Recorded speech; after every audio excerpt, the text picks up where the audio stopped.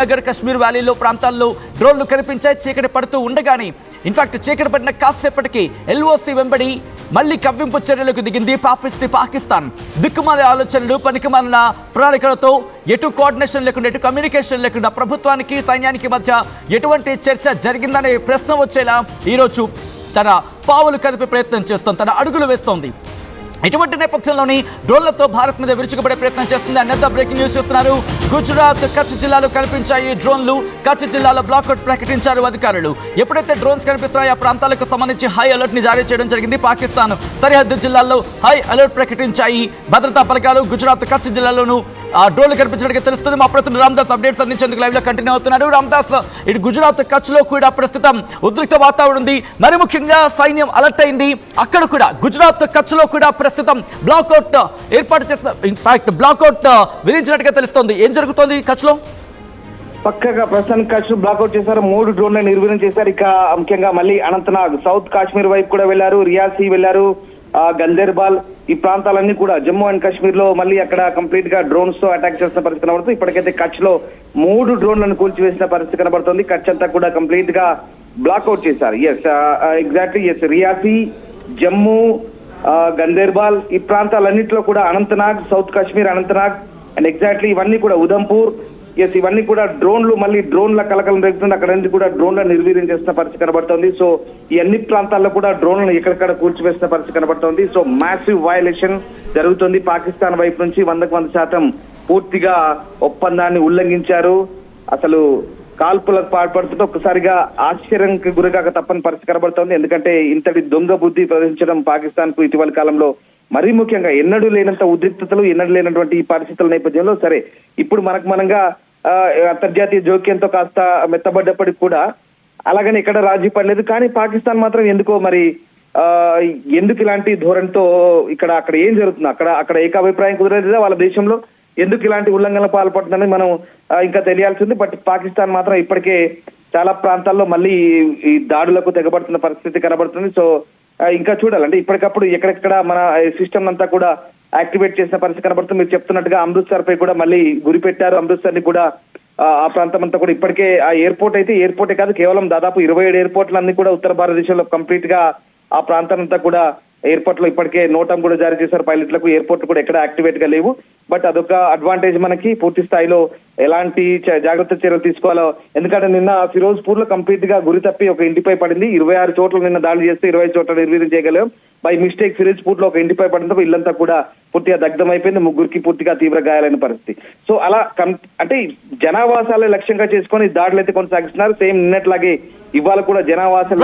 ఒక్కసారి మీ లైన్ లో ఉండే ప్రయత్నం చేయండి. మనతో పాటు మాజీ సైనికులు, కార్గిల్ వార్ లో పాల్గొన్న జగ్గరావు మనతో పాటు రిటైర్డ్ ఆర్మీకి, ఇన్ఫాక్ట్ రిటైర్డ్ సైనికులు, దాంతో పాటు కార్గిల్ యుద్ధంలో పాల్గొన్న జగ్గరావు మనతో పాటు ఫోన్ లైన్ లో జాయిన్ అవుతున్నారు. జగ్గరావు గారు నమస్తే అండి. జగ్గరావు గారు, నా మాట వినిపిస్తోందా అండి? జగ్గరావు గారు, ప్రస్తుత పరిస్థితి చూస్తుంటే కనీసం 3 గంటల వ్యవధిలోనే కాల్పుల విరమణ ఒప్పందాన్ని తూట్లు పొడిచింది పాకిస్తాన్. ఎటువంటి పరిణామాలని పాకిస్తాన్ ఇప్పుడు చవిచేయాల్సి ఉంటుందండి? ఎటువంటి పరిణామాలు ఎదుర్కోవాల్సి ఉంటుంది పాకిస్తాన్? సార్ ఒక విషయం సార్, పాకిస్తాన్కి ఏమొచ్చి 100% ఏమొచ్చి వాయు మూడింది సార్. ఓకే. ఎందుకంటే పాకిస్తాన్ ఒక్కసారి అమెరికాతో సరిపొలింపు జరిపిన తర్వాత అయ్యా మా పరిస్థితి బాగాలేదు, మా దేశం అల్లకొల్లం అయిపోతుంది, ఇండియాతో మా భారతదేశంతో మాట్లాడి అక్కడ శాంతి భద్రతలు వచ్చేలా చేయండి బ్రతిమాలి చేసుకొచ్చారు సార్.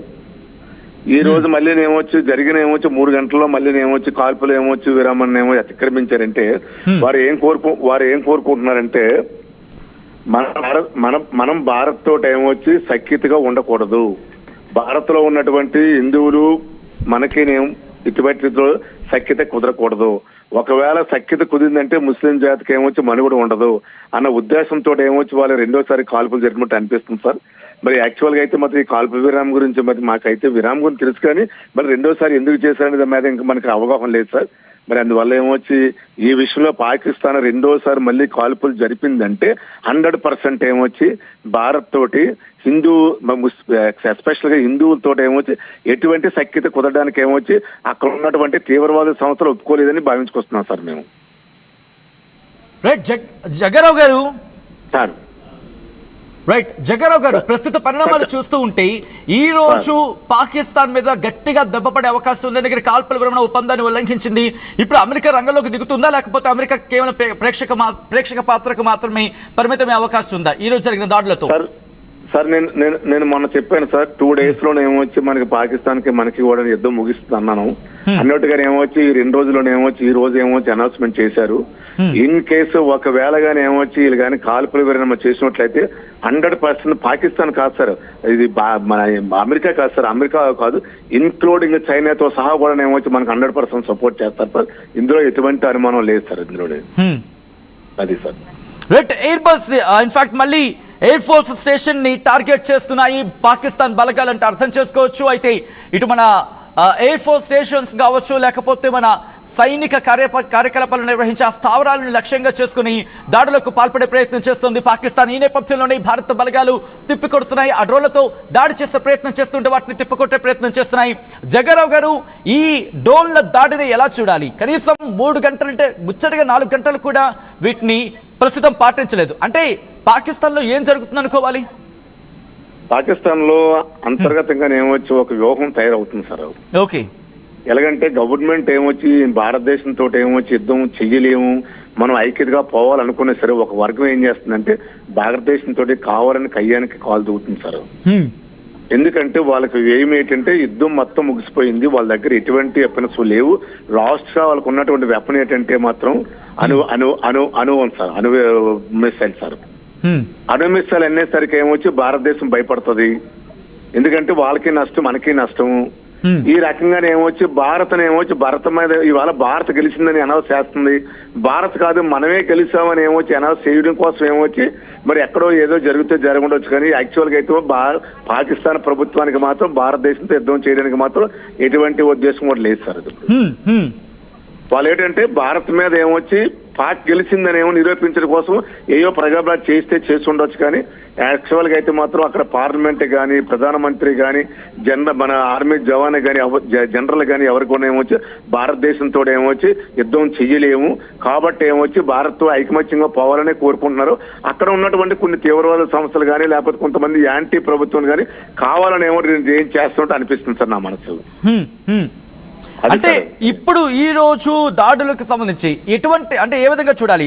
ఒక మాట వినిపించిన జగ్గారావు గారు ఒక మాట ఏం వినిపిస్తోందంటే మన దగ్గర ఉన్న బలాన్ని పరీక్షించేందుకు, మన దగ్గర ఎంత బలం ఉందనేది చెక్ చేసేందుకు పాకిస్తాన్ దాడులకు దిగుతోందనేది వినిపిస్తున్నమాట. పాకిస్తాన్కి ఎందుకంత దుర్బుద్ధి? మన దగ్గర ఉన్న సత్తా ఆల్రెడీ 2 రోజుల నుంచి చూస్తూనే ఉందిగా సార్. మన దగ్గర సత్తాకి ఏమొచ్చి వాళ్ళు 100% ఏమొచ్చి ఎప్పుడూ కూడా సెల్యూట్ చేశారు సార్. భారత్ తో మనం ఎందుకు పని చేయమని ఏమొచ్చి మొన్న 7వ తారీఖున జరిగినటువంటి ఏమొచ్చి స్ట్రైక్ వల్ల ఏమో వాళ్ళకి తెలిసిపోయింది.